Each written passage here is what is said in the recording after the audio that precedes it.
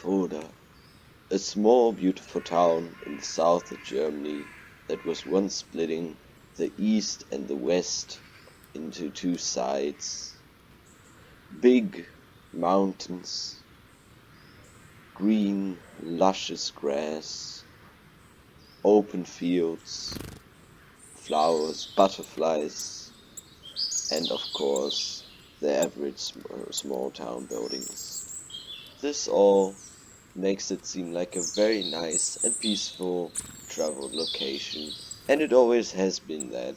But during the Cold War, it could have gone differently.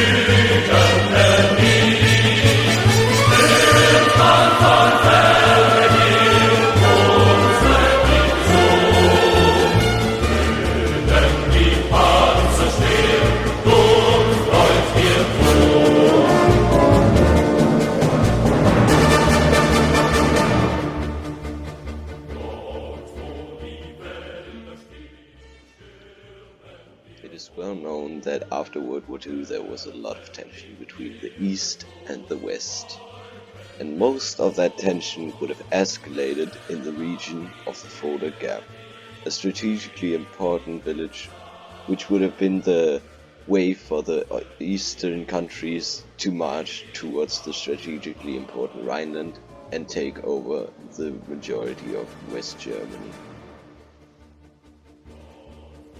The Fulda Gap was actually such an important battlefield that it influenced the designs of many weapons developed in the East and West, and the majority of the training that was being done was focused around that part of Germany. The tactics were laid out around the area, and even today you can see the influence of the Fulda Gap on many military doctrines around the world. All this makes the Fulda village one of the most important pieces in German history, and maybe even the history of the entirety of Europe. But it's not only historically important, it also gives you the option to stay in a lot of very amazing places for a relatively cheap price. Here I found some options which I'm going to present to you now.